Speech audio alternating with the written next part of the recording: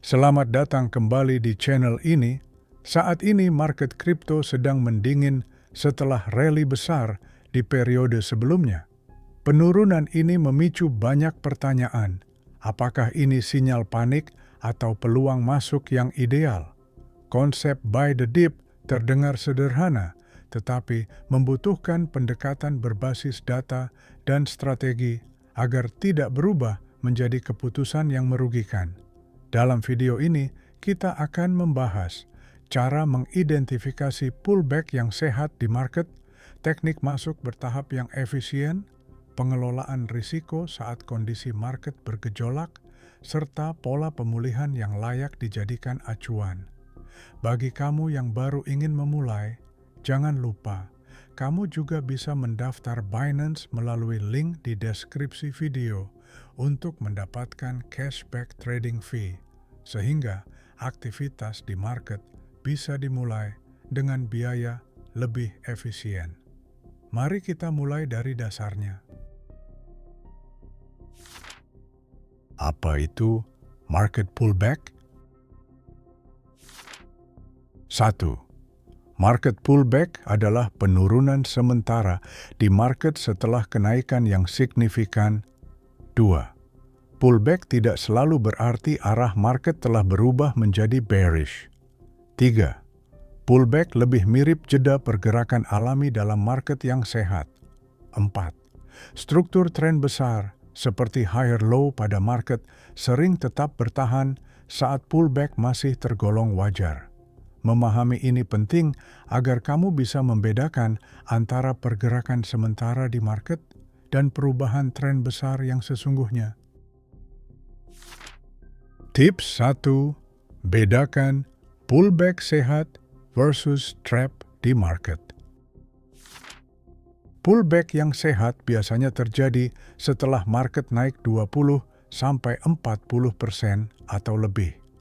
Penurunan yang terjadi tidak menembus support besar di market.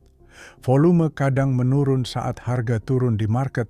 Ini masih normal, bukan tanda akhir. Ketika pemulihan terjadi di market, volume akan kembali meningkat seiring reclaim level penting.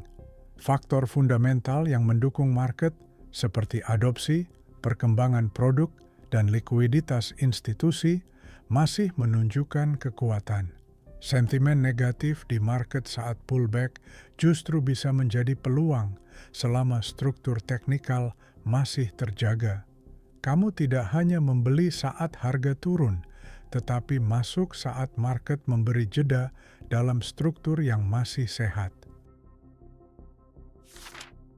Tips 2. Masuk bertahap sesuai ritme market. Masuk bertahap itu langkah paling aman saat market sedang koreksi. Kenapa? Karena market sering memberi peluang lebih dari satu level koreksi, tetapi recovery-nya tidak selalu langsung.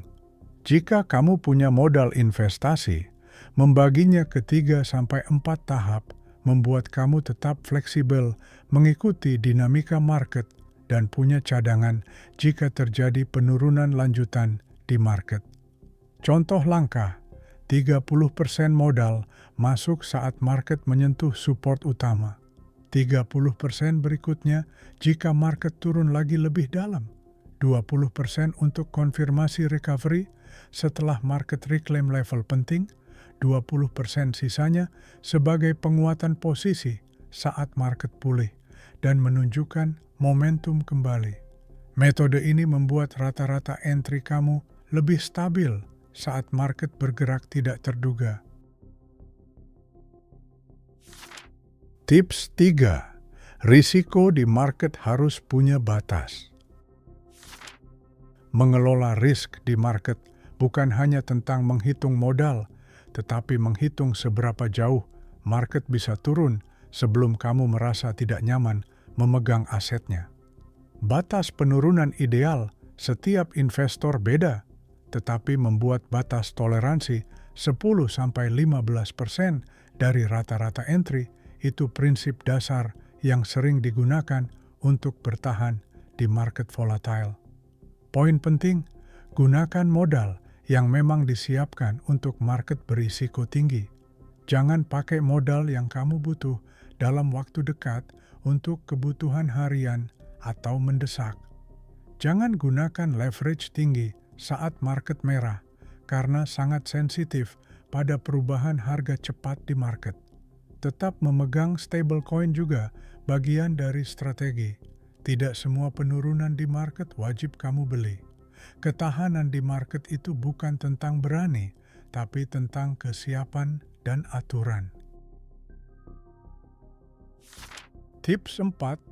Konfirmasi recovery di market baru. Menentukan langkah. Konfirmasi recovery di market lebih penting dibanding masuk di titik terendah pertama. Kenapa? Karena market dasar, bottomnya, sering terjadi dalam pola yang tidak langsung terlihat pada jam atau hari pertama koreksi. Ciri recovery pada market, harga reclaim level besar di market, candle close makin solid dan lebih tinggi dari candle sebelumnya, volume transaksi meningkat stabil, sentimen berita mulai kembali mendukung arah market. Masuk saat recovery membuat kamu tidak beli di titik paling murah, tapi beli di titik yang lebih rasional untuk market yang siap naik lagi. Kesalahan yang sering terjadi di market.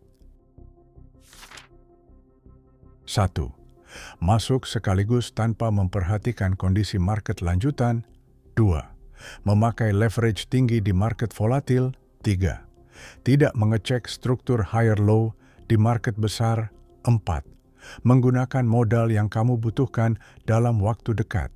Kesalahan di market itu bukan karena informasi kurang, tapi karena disiplin kurang. Market pullback bisa menjadi peluang dengan strategi, bukan reaksi spontan. Yang bertahan di market panjang adalah yang punya aturan masuk, punya batas risiko, dan memahami ritme recovery market itu sendiri.